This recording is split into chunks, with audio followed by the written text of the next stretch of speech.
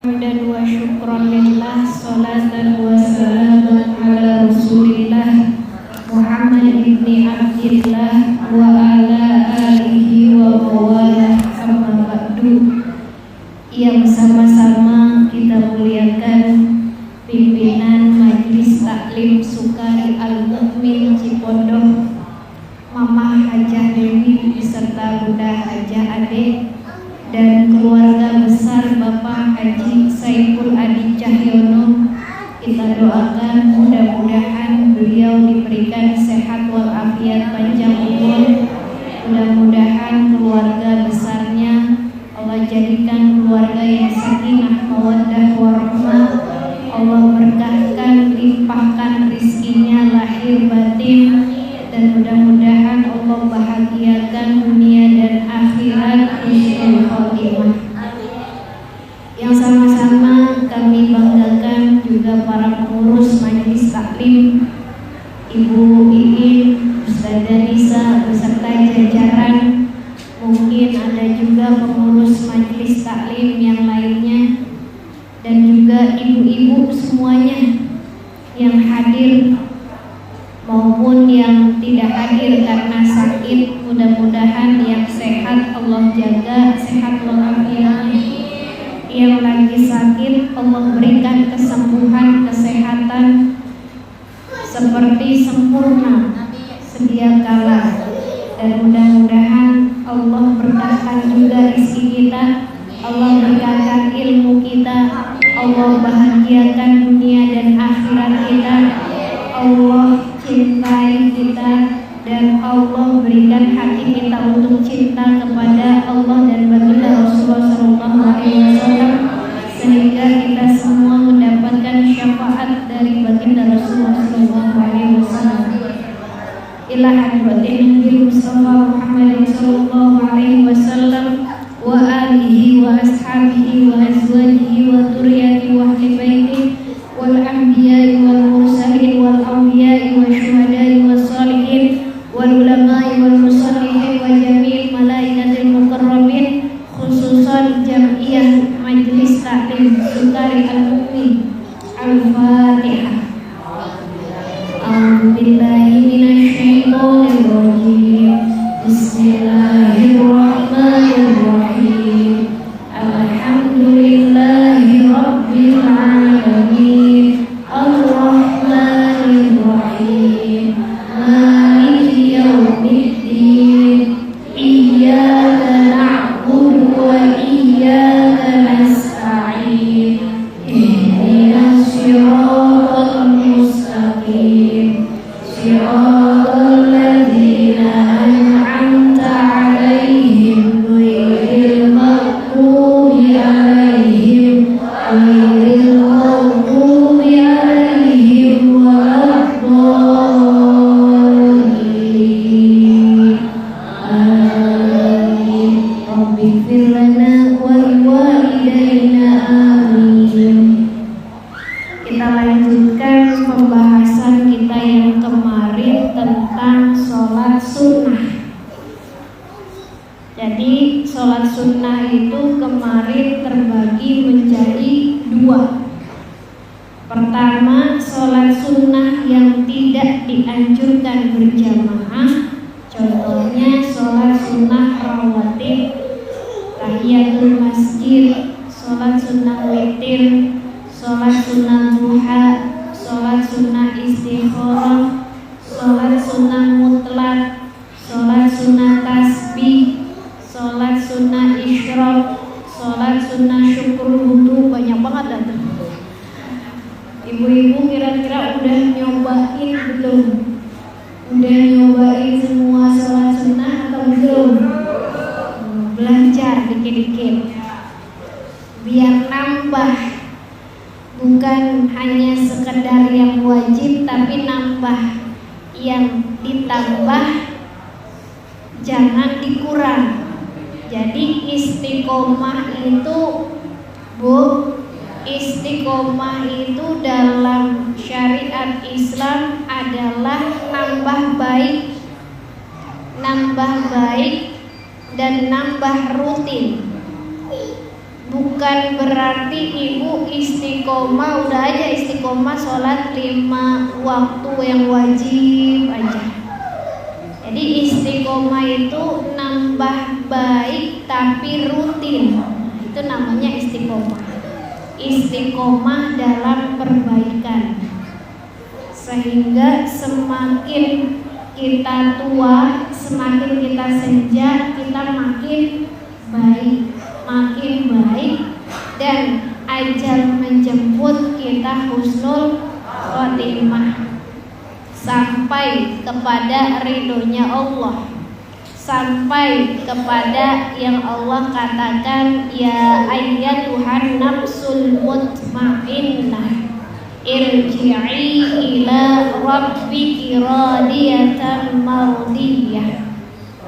Tanda ibu sebagai seorang yang tenang, yang mutmainnah, yang nafsunya sudah paling puncak tenang, mutmainnah, radiyatan mardiyah, ibu ridho terhadap takdir yang Allah berikan kepada ibu, dan mardiyah, ibu diridhoi oleh Allah. Kalau kita aja belum radiyah, bagaimana mau mardiyah? Kalau kita belum ridho terhadap apa yang Allah berikan kepada kita, bagaimana Allah mau meridhoi kita?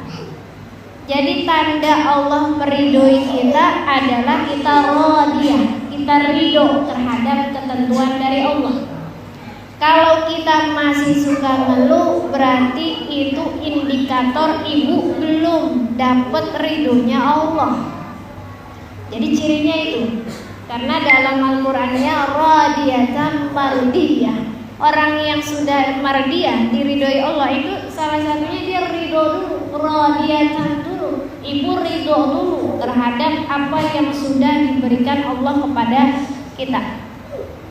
Jadi bagaimana puncaknya ibu dapat ridhonya Allah? Tandanya ibu sudah ridho belum terhadap apapun ketentuan yang Allah berikan kepada ibu, kepada kita. Kalau kita sudah ridho itu dalam artian ya udah apa yang Allah berikan itu yang terbaik buat kita.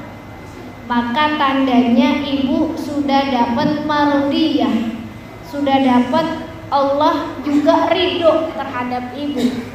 Kalau sudah radiyatan mardiyah, ya udah, fadkhuli fi ibadi wadkhuli jannah. Mau ibu dapat rezeki nomplok, ya pokoknya kalau udah fadkhuli fi ibadi wadkhuli jannati, berarti intinya apa yang ibu mau, surga sekalipun itu akan kita dapatkan gitu. Kalau kita sudah ridho. Tapi kan nih kadang-kadang namanya manusia ya. Enak nggak bubutnya? Enak nggak bubutnya? Kenapa kadang kecil kadang gede? Oh iya. Jadi kalau kita sudah ridho dengan Allah, insya Allah Allah pun ridho terhadap kita. Ibu jangan takut, saya diridhoi gak ya oleh Allah. Kita dulu udah buka belum hati kita, udah ridho belum kepada Allah. Kalau kita ridho kepada Allah, otomatis mardiyahnya dapat. Tapi kalau ibu belum ridho kepada Allah, bagaimana Allah mau ridho terhadap kita, gitu ya? Bagaimana kita mau dapat ridhonya Allah? Kalau sudah radiyatan mardiyah, maka surga aja ibu ditawarin, apalagi seisinya, apalagi dunia yang gak ada apa-apanya. Makanya para waliullah itu kalau keyakinannya sudah mantap kepada Allah, biasanya gak ada yang susah, gak ada yang susah. Bahkan Syekh Abdul Qadir Al-Jilani aja orang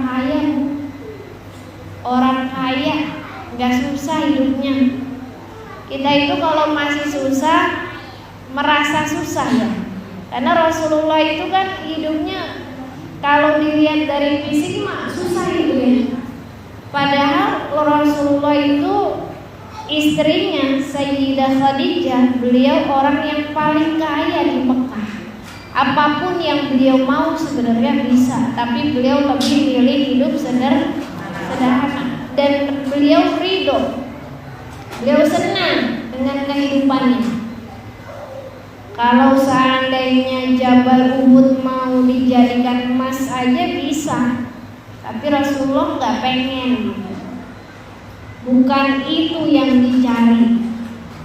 Kalau ibu sudah dekat dengan Allah, maka apapun insya Allah yang min haitsu la yahtasib, Allah akan kasih, Allah akan bahagiakan. Salah satunya kemarin mau dekat sama Allah dengan sholat. Karena sholat itu media penghubung yang paling intens antara hamba dengan Tuhannya, dengan Allah. Kalau kita kemarin jauh daripada orang tua di kampung, maka dikasih alat media. Alat medianya HP. Maka yang di kampung ketika kita ketika kita video call itu serasa dekat ya, serasa dekat. Tapi Allah bukan makhluk, Allah bukan manusia. Yang media penghubungnya adalah alat yang bisa digenggam, bukan. Tapi Allah adalah Tuhan kita. Allah ada tanpa tempat, Allah ada tanpa tempat ya. Bagaimana medianya? Yang Allah ada tanpa tempat dan kita nggak bisa melihat Allah. Allah kasih ajarannya melewati malaikatnya dan rasulnya, yaitu media penghubungnya adalah sholat. Kalau kita sholatnya benar, maka energi spiritualnya akan menghubungkan. Jadi kita itu punya energi, Bu. Jangan jauh-jauh deh. Misalnya Waela semangat ibadah, Ustazah Nisa semangat ibadah. Nih Bu Iin yang di samping Waela sama Ustazah Nisa pasti ikutan ke bawah semangatnya. Padahal mah cuman deket doang, tapi ternyata ada energinya untuk juga tidak malas. Misalnya kita nginep nih, teman kita bangun tahajud, semuanya bangun. Kita doang kayak masih ngantuk tuh, melihat teman-teman udah bangun, kita dibangunin, pasti ada energinya. Energi itu dari mana? Ternyata energi itu tidak terlihat. Begitupun ibu sholat, kalau sholatnya benar ternyata ada energi spiritualnya yang mendekatkan ibu dengan Allah. Kalau sudah dekat, saya nggak bisa ceritain ya Bu ya, karena kedekatan dengan Allah itu pengalaman spiritual pribadi masing-masing. Kenikmatannya nggak bisa diceritakan. Ibu mau dekat dengan Allah, nikmatnya lebih enak daripada makanan seenak apapun. Pokoknya ibu punya makanan nih, enak banget. Ibu lagi lapar, bagaimana tuh? Udah makanannya enak, kesukaan ibu, ibu lagi lapar. Kira-kira gimana? Ibu bisa nggak ceritain nikmatnya kayak gimana? Hah? Bisa nggak? Susah diungkapkan dengan kata-kata kecuali ibu yang lagi menikmatinya. Gitu ya. Ibu menikmatinya, ya Allah, pokoknya aduh. Apa enggak begini, ibu lagi nggak punya uang, lagi susah, lagi kosong banget tuh dompet, padahal banyak keperluan, anak mau sekolah, mau daftar ulang, tiba-tiba ada yang kasih rezeki, tiba-tiba ada yang ngasih duit tidak terduga. Kira-kira nikmatnya kayak gimana tuh? Coba senangnya bisa nggak ibu ceritakan? Susah ya. Hanya ibu yang mengalaminya. Maka begitupun ketika ibu dekat dengan Allah, ibu susah menceritakannya. Pokoknya udah enak banget ya. Hidup dengan Allah itu udah enak banget. Ibu kalau hidup mikirin kata manusia, itu gak enak mulu Bu. Gak enak mulu. Manusia mah kadang belok, orang kesini dia belok kesini, orang kesini dia yang lagi viral ini dia belok ke yang lagi viral. Tapi kalau Allah nggak ngikutin kata viral, Allah itu pasti jalannya lurus. Ihdinas siratal mustaqim. Maka enak aja kalau udah dekat sama Allah. Nggak bisa diceritakan dengan kata-kata kecuali ibu yang mau mendekat dengan Allah, ibu yang merasakan. Nah, kemarin sudah ada 2. Tadi yang pertama tidak dianjurkan berjamaah, yang kedua ada sholat sunnah yang dianjurkan berjamaah. Kalau yang tidak dianjurkan berjamaah kan banyak Bu, nggak usah dihafal. Ibu, ini aja nih sedikit nih, yang dianjurkan pelaksanaannya berjamaah itu cuma sedikit. Ini bisa dihafal. Misalnya sholat hari raya.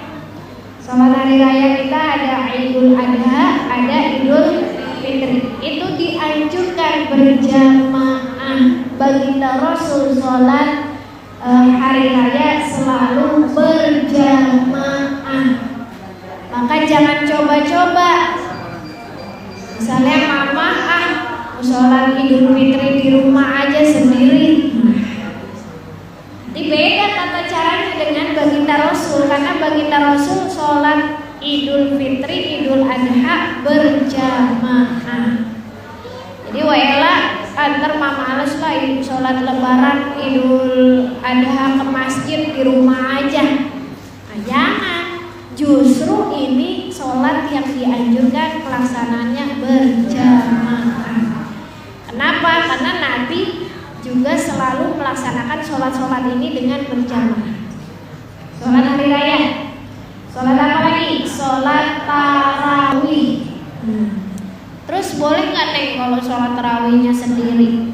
Misalnya, kalau sholat tarawih kan nggak ada khutbahnya gitu, cuman sholat doang, boleh nggak?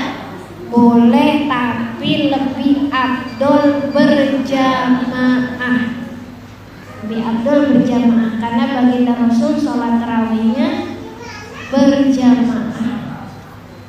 Sholat apa lagi yang berjamaah? Sholat gerhana, gerhana bulan atau gerhana matahari itu berjamaah.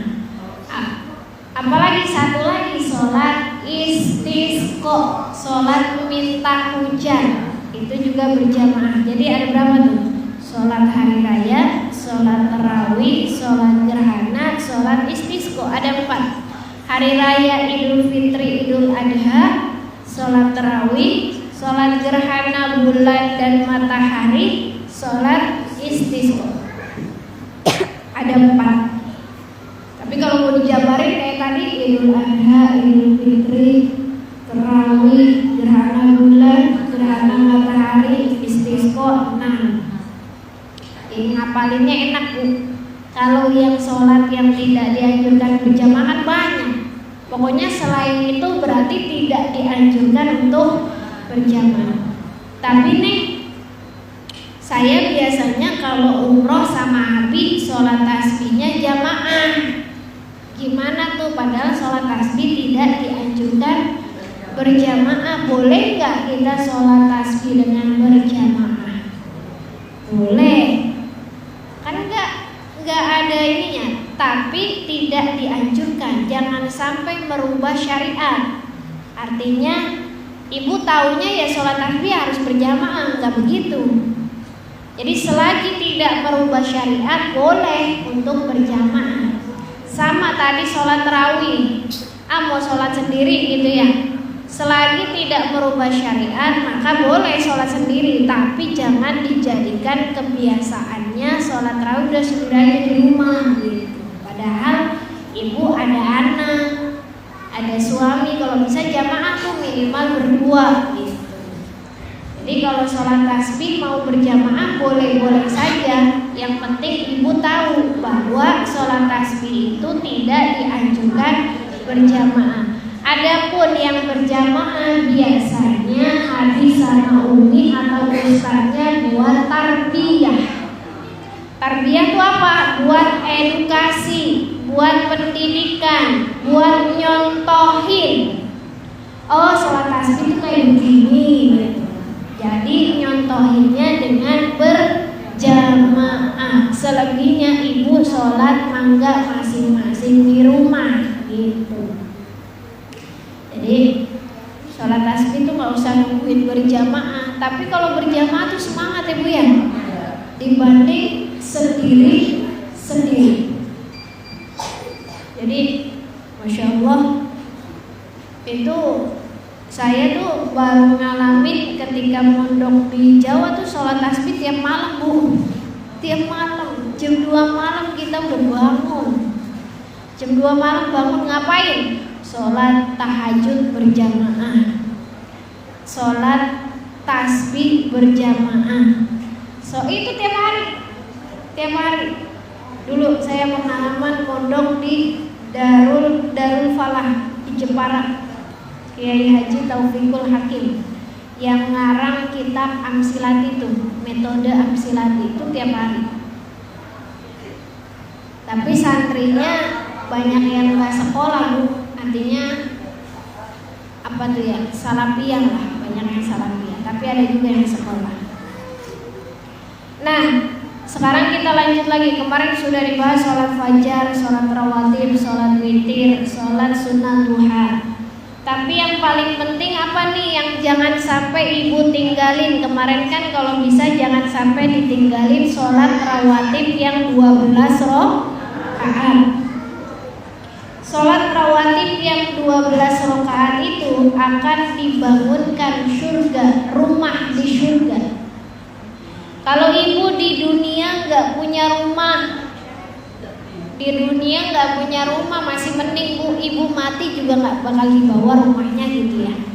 Tapi kalau di akhirat sampai nggak punya rumah Bu, akhirat nggak ada ujungnya, mubazir kalau kita nggak punya rumah di surga. Maka salah satu ikhtiarnya adalah sholat rawatib, bukan hanya sholat wajib saja. Ibu punya rumah di dunia, alhamdulillah seneng banget ya Bu ya. Kan pasti pengen kan, orang pengen banget punya rumah sendiri, gak pengen ngontrak gitu, biar tenang, biar gak bayar bulanan, biar apa, biar lagi nanti anak cucu juga punya tempat enak, kan gitu.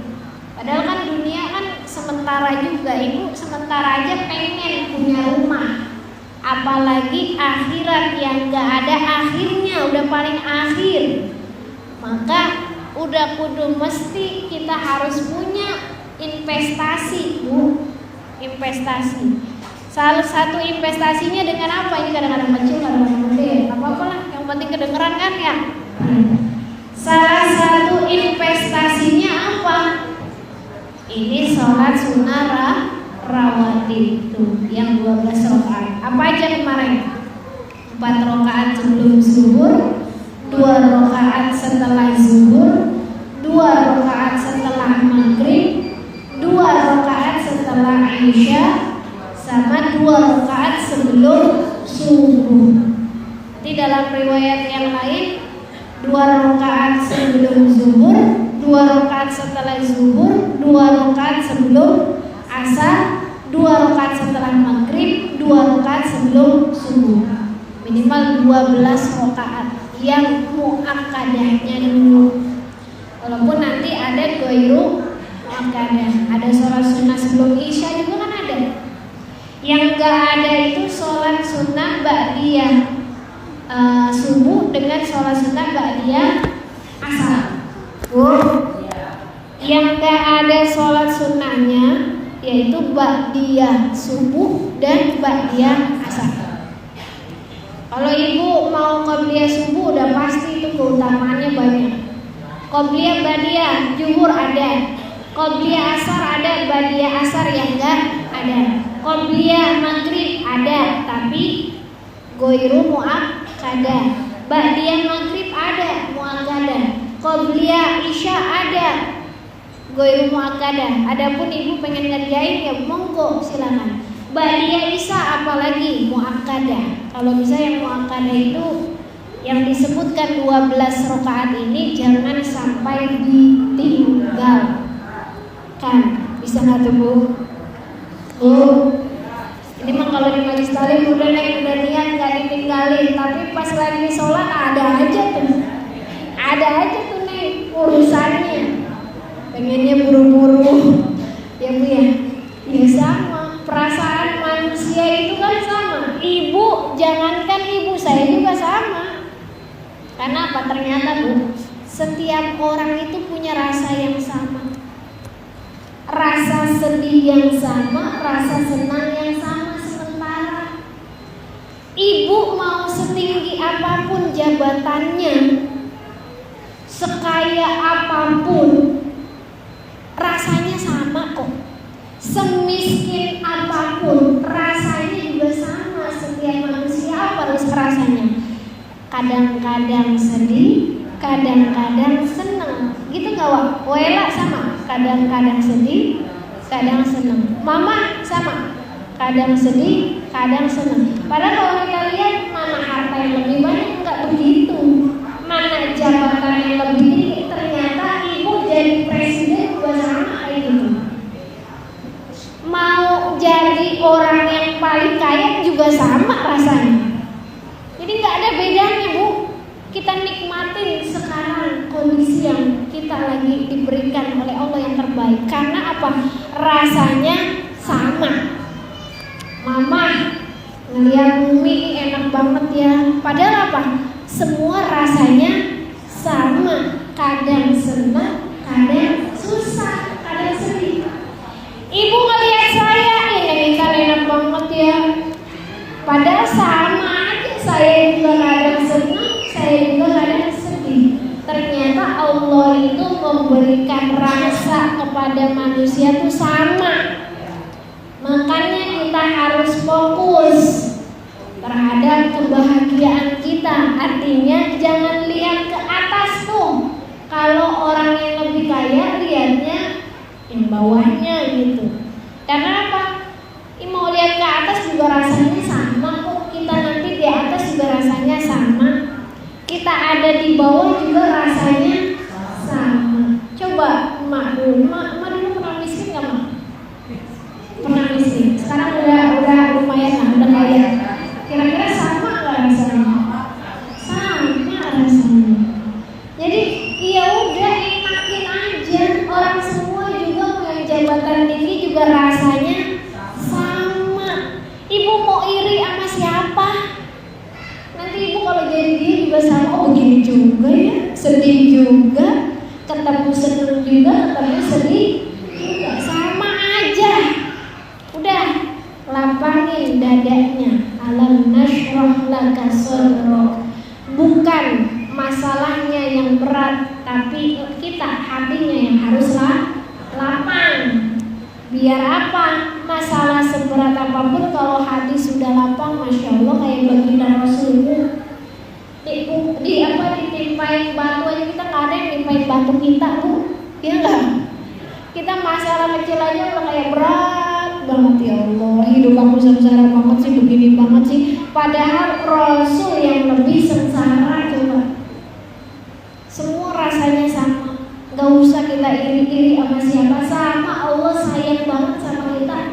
Allah cinta banget sama kita. Alhamdulillah. Ya Allah, coba nikmat apa lagi yang kita dustakan? Fabi ayyi ala'i rabbikuma tukadzibun. Kita masih sering ninggalin sholat, tapi rezeki gak pernah putus.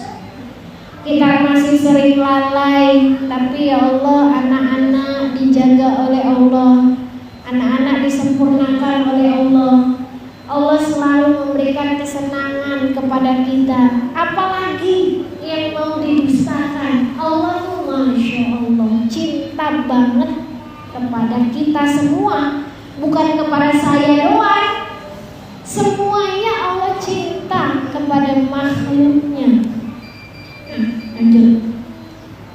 Jadi apalagi yang jangan ditinggal? Rasul bersabda, nih hadis sahih, hadis riwayat Bukhari Muslim, muttafaqun alaih. Hampir semua riwayat, hampir semua perawi meriwayatkan hadis ini. An Abi Hurairah qala, dari Abu Hurairah berkata, Ausani khalili Abul Qasim sallallahu alaihi wasallam. Apa beliau berkata? Pernah berwasiat kepadaku, ausoli, pernah berwasiat kepadaku siapa?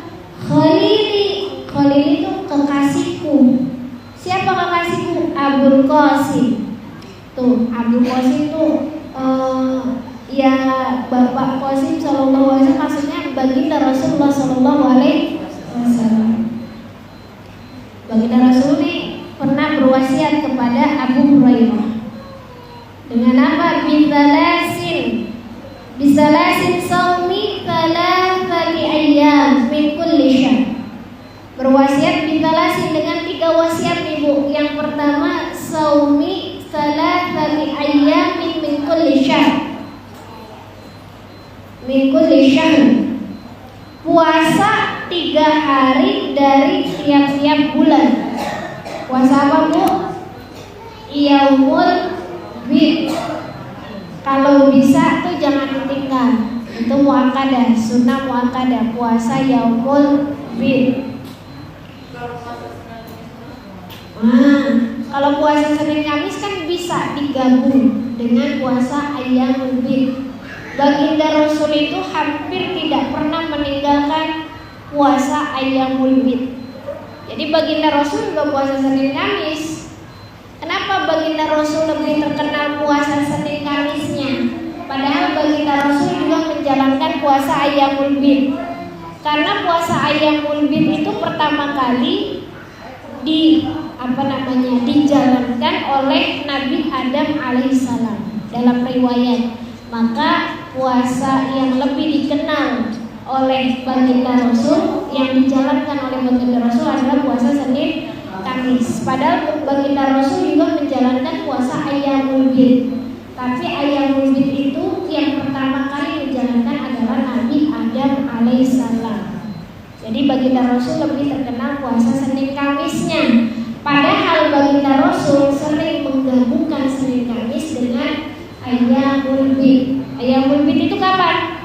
13, 14, 15 Hijriah setiap bulannya. Lalu ketika bulan Zulhijjah kan ada ayyamut tasyrik 11, 12, 13 kan nggak boleh puasa. Lalu ayyamul bidnya ketika di Zulhijjah tanggal berapa?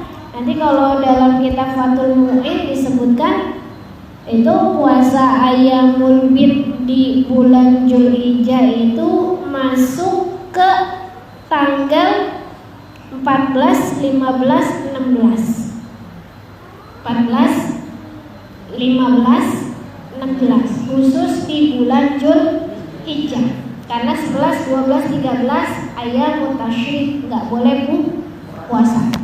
Jadi harinya makan-makan. Gitu. Ibu masih bisa nyembelih kurban, maka nggak boleh puasa. Karena nanti kalau puasa siapa yang mau makan dagingnya? Mubazir. Jadi puasa di Zulhijjahnya 14, 15, 16. Rasulullah sering menggabungkan antara puasa Senin Kamis dengan ayyamul bid kalau bertepatan dengan tengah bulan. Banyak keutamaannya ayyamul bid ini. Ayyamul bid ini salah satunya Bu, keutamaan daripada orang-orang yang menjalankan puasa ayyamul bid, kan dia sunnah muakkadah ya. Jadi diriwayatkan dari Ibnu Abbas radhiyallahu anhu maqala kana Rasulullah sallallahu alaihi wasallam la yaftiru ayyamal bid fi hadar wala safar. Jadi Rasulullah itu tidak makan la yuftir, tidak berbuka itu tidak makan. Dalam artian tidak makan itu berarti Rasul sedang puasa pada hari-hari yang malamnya cerah tuh. Hari-hari cerah di mana? Ayyamul bid bilangnya. Ayyamul bid fi hadar wala safar. Baik di dalam rumah, hadir di dalam rumah maupun Nabi ketika dalam perjalanan. Nabi enggak pernah ninggalin puasa ayyamul bid. Luar biasa kan? Padahal baginda kita terkenal puasa Senin Kamis, tapi nggak ninggalin puasa Ayyamul Bid. Nah, apa sih Ayyamul Bid ini keutamaannya? Nanti diriwayatkan An Abi Dzar radhiyallahu anhu anna Nabiy sallallahu alaihi wasallam qala man shoma min kulli syahr thalathata ayyam fadzalika siyamud dahr. Jadi siapa orang yang puasa 3 hari setiap bulan, fadzalika siyamud dahr, maka dia itu seperti puasa sepanjang tahun. Bu, ibu puasa 3 hari, pahalanya puasa 1 tahun. Coba bayangin, puasa 3 hari, tapi puasanya seperti ibu puasa 1 tahun. Kan kita nggak bisa puasa 1 tahun kan? Tapi masya Allah Bu, saya pernah dibimbing langsung ketika S1 tuh sama dosen. Saya juga wallahu alam, maksudnya ini persaksian daripada kami murid-muridnya dan juga orang-orang terdekatnya, bahwa saya sangat bersyukur dibimbing oleh dosen yang dosen itu nggak pernah buka kecuali hari-hari yang diharamkan oleh Allah. Saya nggak pernah nemuin orang yang puasa terus kecuali dosen saya. Coba masih ada. Padahal di universitas. Kalau di pondok pesantren masih mungkin masih ini ya Bu ya. Tapi saya pondok aja 10 tahun nggak pernah nemuin orang yang puasa terus tuh. Saya nemuin orang yang puasa terus justru dosen pembimbing saya. Saya pondok 10 tahun gak pernah ngelihat orang puasa terus kecuali hari-hari yang diharamkan Allah. Makanya saya terharu ketika saya dapat dosen pembimbing yang dia gak pernah buka kecuali hari-hari yang diharamkan oleh Allah. Coba kira-kira kita bisa gak? Kayaknya gak bisa nih. Kalau gak bisa minimal puasa Ayyamul Bid, nilainya 1 tahun. Lumayan kan? 1 bulan dapat 1 sepanjang tahun. Kalau kita dapat 12 bulan, 12 tahun, bisa melebihi umur kita. Jadi umur umat Rasulullah itu terbatas. Tapi keistimewaannya ada pahala-pahala yang melebihi daripada umurnya umatnya baginda Rasulullah. Ya salah satu Ayyamul Bid. Salah satunya lagi apa? Malam Lailatul Qadar dan lain-lain sebagainya. Luar biasa. Yang kedua apalagi? Wal witri.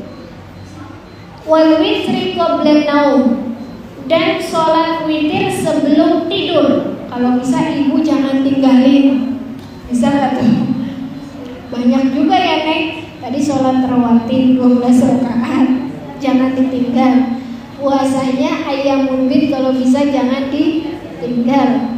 Kalau yang biasa Senin Kamis ya udah Senin Kamis. Tapi ini sebenarnya lebih ringan Ayyamul Bid daripada Senin Kamis. Kalau suami saya ya 3 hari berturut-turut, tanggal 13, 14, 15 ya, Hijriah. Taunya dari mana? Ibu tinggal buka aja HP. Bulan Juni Hijriahnya di pertengahan bulan, 13, 14, 15-nya di mana ya? Kan ibu gak hafal bulan Hijriah kan? Tinggal cari di internet. Atau ibu punya kalender. Biasanya di kalender ada. Mau yang secara hisab, mau yang secara ru'yat sama aja. Ini kan banyak yang perdebatin tanggal 1-nya kapan sih. Ya udah, ibu selama belum Ramadan, ibu mau ngikutin hisab silakan. Ikutin kalender yang udah dibuat tuh. Oh segini tengah bulannya, silakan. Nanti pas Ramadan baru ibu tunggu sidang isbar. Jadi kalau Ayyamul Bidnya biar nggak bingung ya udah ikutin hisab aja, daripada ikutin ru'yat ibu nggak tahu, udah gitu ketinggalan pengumuman misalnya. Ya udah ikutin kalender yang udah ada.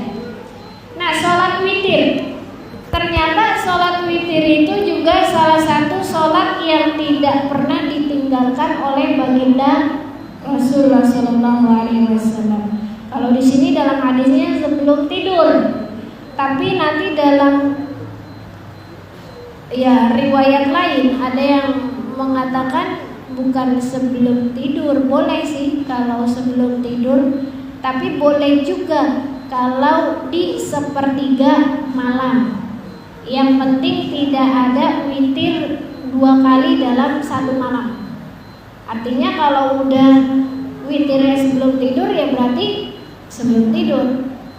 Habis Isya misalnya, habis Ba'da Isya udah witir. Berarti nanti ibu bangun lagi sepertiga malam habis sholat hajat, tahajud nggak usah witir lagi gitu.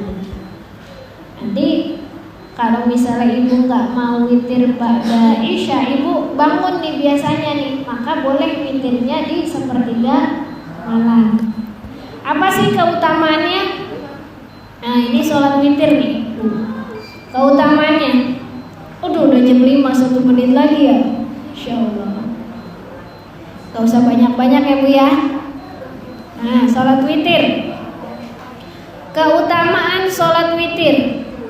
Ternyata sholat witir itu sholat yang tidak pernah ditinggalkan oleh baginda Rasul. Ini sesuai dengan Rasul bersabda dalam hadis riwayat Bukhari dan Muslim, ij'alu akhiru sholatikum bil-laili witran. Jadi jadikanlah akhir sholat malam kalian adalah sholat witir. Kenapa? Karena adanya autiru ya ahlal Quran fa innallaha witrun yuhibbul witr. Jadi ini autiru, lakukanlah sholat witir ya ahlal Quran. Kalau kita mau jadi keluarganya Al-Quran, kalau kita jadi keluarganya Al-Quran, otomatis kita jadi keluarganya Allah. Bukan berarti keluarganya Allah punya anak, bukan. Artinya kita bagian daripada anugerahnya Allah itu ya ahlal Quran. Al-Quran itu kan mukjizatnya baginda Rasul. Kalau kita jadi ya ahlal Quran, berarti otomatis kita jadi ahlun keluarga daripada baginda Rasulullah Shallallahu Alaihi Wasallam. Jadi, wahai ahlul Quran, lakukanlah sholat witir. Fa innallaha witrun, karena sesungguhnya Allah itu Maha Esa. Allah itu tunggal, witir gitu, satu. Yuhibbul witra, dan Allah cinta, Allah suka kepada witir. Jadi kalau kita pengen jadi hamba yang dicintai Allah, ini salah satu keutamaan dari sholat witir. Ibu sholat witir, karena sholat witir itu bisa menggantikan sholat malam. Ibu nggak sholat tahajud, ibu nggak sholat hajat, ibu nggak bangun di sepertiga malam, bangunnya udah kesubuhan. Tapi ibu sholat witir, sama dengan ibu menghidupkan malam.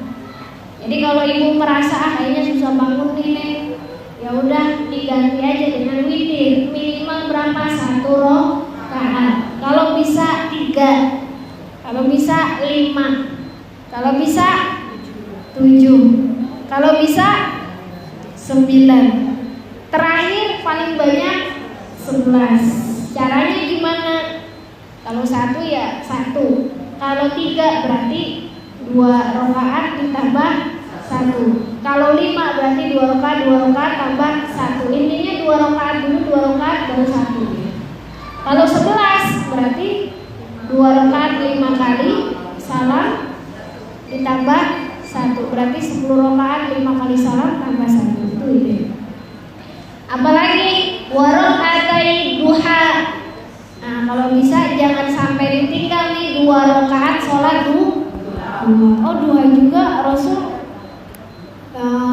hampir tidak pernah meninggalkan duha. Jadi Masya Allah kalau kita bisa ngamalin ini Bu minimal rawatib 12 rakaat, ayamul bid, terus apa lagi Bu? Sholat witir sama sholat duha. Padahal nggak sholat malam tuh, sholat malamnya diganti dengan sholat witir bisa. Kalau bisa ditambah sholat malam lagi, karena sholat sunnah yang paling bagus adalah sholat malam. Sholat malam ini beda-beda pendapat Bu. Ada yang mengatakan sholat malam itu sama dengan sholat witir. Jadi sholat witir itu masuk ke dalam sholat yang paling bagus. Ada yang mengatakan sholat malam itu ya sholat di malam hari, tahajud, hajat, sepertiga malam ibu bangun, silakan. Sholat duha nih, duha itu dia mulai dari matahari terbit seukuran 1 tombak atau 7 hasta. Ini hampir mirip dengan sholat sunnah syuruk bu, isyraq. Jadi ada yang mengatakan ulama bahwa sholat sunnah syuruk itu sama dengan sholat duha. Ada lagi yang mengatakan bahwa sholat sunnah syuruk itu ya sholat sunnah syuruk, beda dengan sholat sunnah duha. Bedanya apa? Ini ibu terbit, bu, waktu matahari terbit ibu bisa mulai sholat sunnah isyraq tuh tadi. Atau tunggu 15 menit baru isyraq 1 tombak. Nanti 15 menit lagi baru sholat sunnah duha. Kalau ibu nggak sempat sholat sunnah duha, boleh tadi pakai ganti ulama yang berpendapat bahwa sama sholat sunnah syuruk nilainya dengan sholat sunnah duha.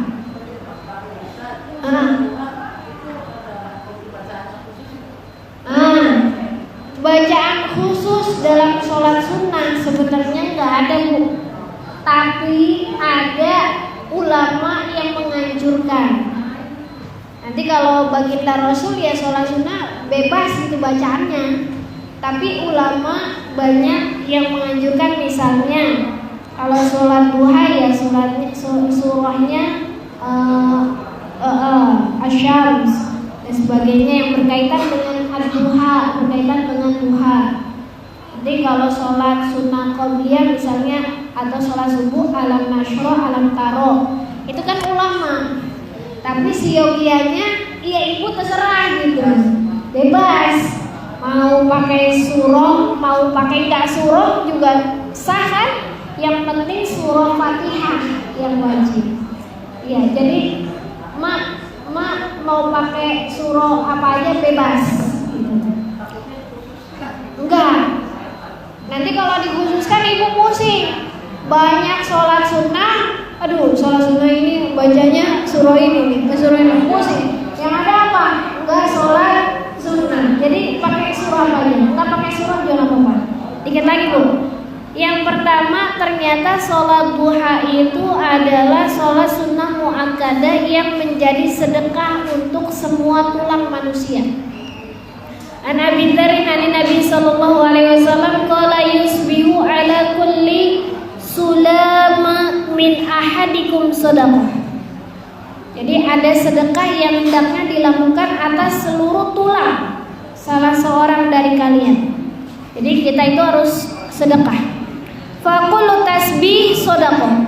Maka tasbih itu tiap-tiap tasbih subhanallah subhanallah itu adalah sedekah. Wa kullu tahmid shadaqah. Tahmid alhamdulillah alhamdulillah itu juga sedekah. Wa kullu tahlil la ilaha illallah la ilaha illallah shadaqah. Itu juga sedekah. Ibu enggak bisa sedekah ngasih duit ya tasbih, tahmid, tahlil. Wa kullu takbir Allahu akbar itu juga sedekah. Lalu apa? Wa'mur bil ma'ruf sedekah. Ibu nyuruh orang berbuat baik juga sedekah. Wa nahyun 'anil munkar juga sedekah. Wa yujzi'u min dzalika rak'atani yarka'ahuma minad duha. Nah, 2 rakaat sholat sunnah duha itu bisa mencukupi semuanya. Jadi 2 rakaat duha ibu seakan-akan pahalanya sudah tasbih, sudah takbir, sudah tahmid, sudah amal ma'ruf nahi munkar. Sudah seluruhnya. Hanya 2 rakaat duha. Jadi banyak utamanya. Ternyata orang yang duha juga termasuk daripada orang-orang yang bertaubat kepada Allah. Ini dalam satu riwayat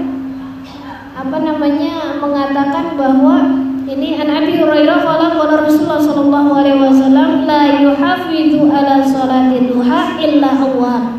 Qala wa hiya salatul awwabin. Jadi salat duha itu sama dengan salat orang-orang yang kembali kepada Allah. Artinya apa? Ibu sholat duha, otomatis ibu diampuni dosa-dosanya. Jadi berbuat dosa gampang? Bu, berbuat dosa gampang? Sebenarnya Allah juga gampang ngampuninnya gitu. Tapi jangan disepelekan. Gampang lah ngampuninnya. Berbuat dosa aja, jangan.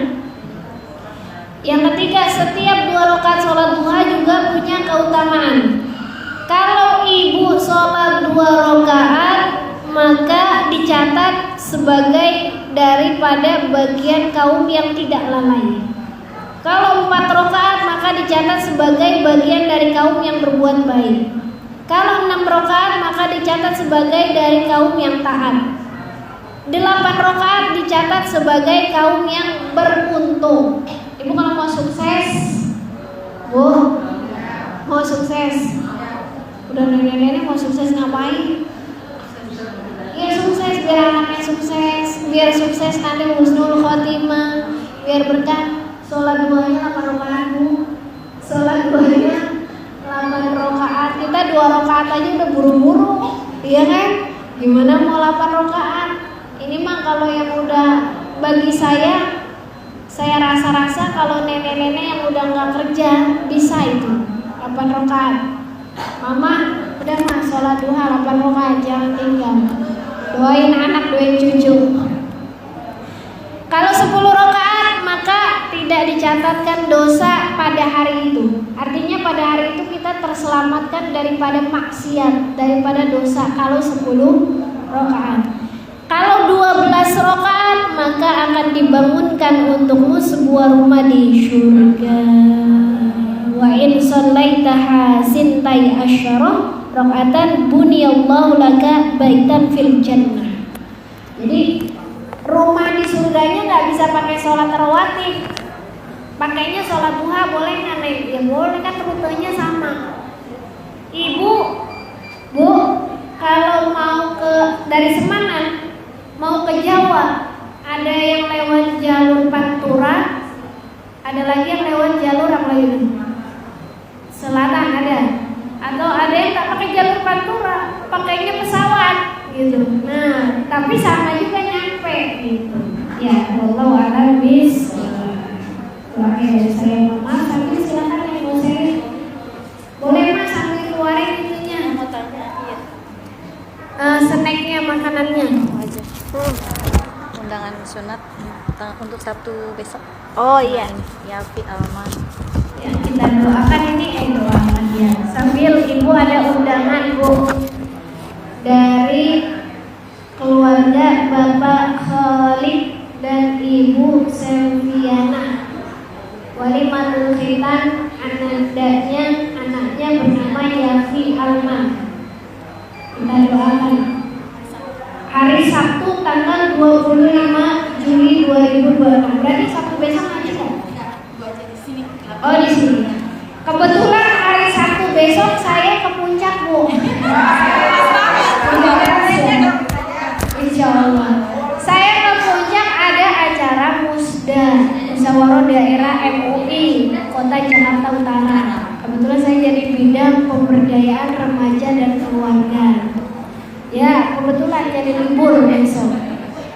Kita doakan mudah-mudahan walimatul khitan Ananda Yafi Alman bin Bapak Khalid, Allah berikan keberkahan, Allah jadikan anaknya Ananda Yafi anak pribadi yang soleh, dan mudah-mudahan Allah jadikan anak-anaknya juga membanggakan dunia akhirat dan agamanya, serta Allah sehat walafiatkan semuanya. Alhamdulillah, khususan Ananda Yafi Alman bin Bapak Khalid Al-Fatihah.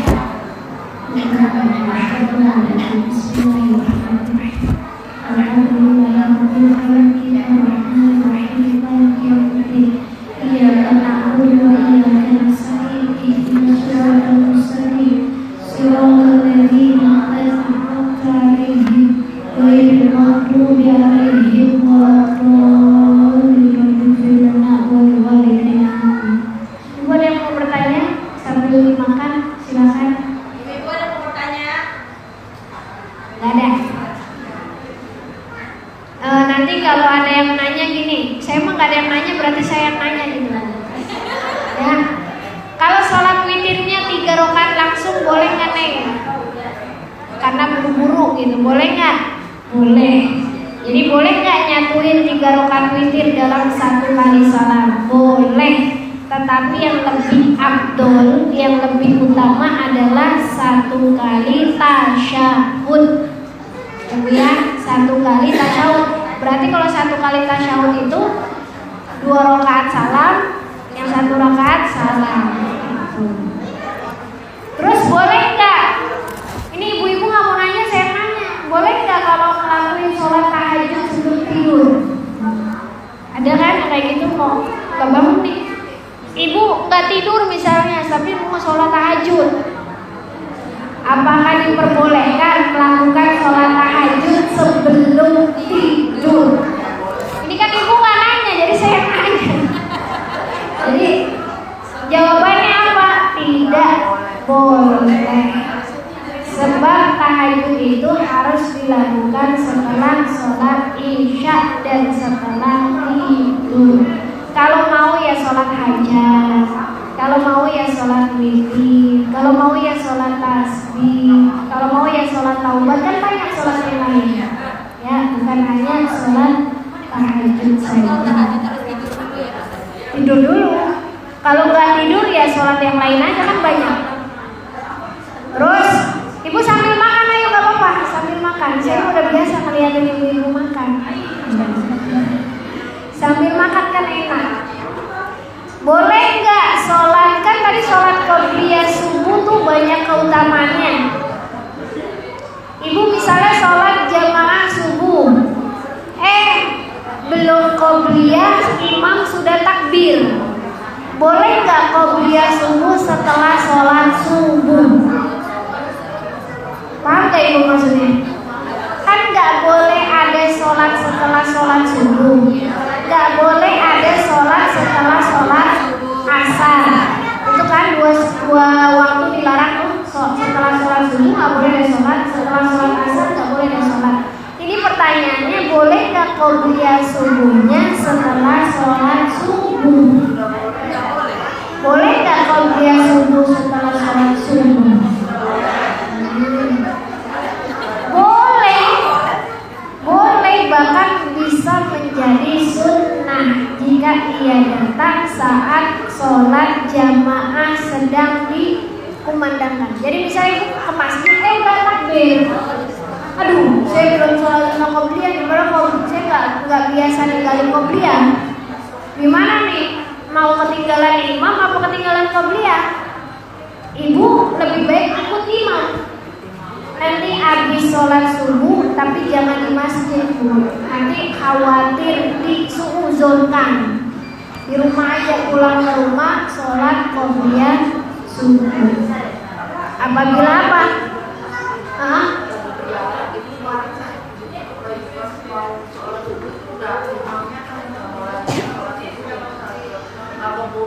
Qobliyah. Iya, jadi nggak keburu qobliyah gara-gara jamaah imamnya sudah takbir. Kan ibu ketinggalan imam juga sayang. Maka ibu sholat ikutin imam dulu. Selesai daripada ibu ketinggalan takbiratul ihramnya imam, lebih baik ibu ketinggalan qobliyah subuh. Artinya apa? Qobliyah subuhnya karena masih ada waktu subuh, boleh setelah sholat subuh. Apa dalilnya? Tanbihun yazuzu takhirur rawatib al-qabliyati anil fardi. Tanbihun, diperingatkan, yazuzu, boleh takhirur rawatib al-qabliyah, mentakhirkan rawatib qabliyah anil fardi, daripada sholat fardu, wa takunu adaan, dan tetap menjadi sholat sesuai waktunya, adaan, bukan qobliyah. Paham ibu? Paham? Ini udah nggak fokus nih, udah yang 5 lewat. Udah pokoknya intinya gitu. Waqad yasannu kan hadra was-salatu tuqamu aw qarab. Pokoknya intinya Bu, boleh qobliyah. Bukan hanya subuh, zuhur. Udah ada imam, ibu belum qobliyah. Maka qobliyahnya bisa setelah zuhur. Ingat kalau ada uzur seperti tadi mau jamaah. Kalau ada uzur seperti tadi mau jamaah ketinggalan qobliyah, ibu boleh qobliyahnya setelah sholat. Tapi niatnya tetap qobliyah, tetap adaan, bukan ba'diyah. Kalau yang ba'diyah ya niatnya ba'diyah, kalau yang qobliyah ya qobliyah. Allahu a'lam bishawab. Abdul doa langsung alhamdulillahirabbil alamin. Kurangnya saya mohon maaf kelebihan waktu. Assalamualaikum warahmatullahi wabarakatuh. Hari ini ngajinya banyakan Bu, karena minggu besok mau libur ya. Udah doa alhamdulillah guys. Udah nggak fokus ibu-ibunya, udah jam 5 lewat. Itu jamnya telat aja. Oh telat itu. Iya. Oh iya iya. Oh iya udah mau 5:30 ya.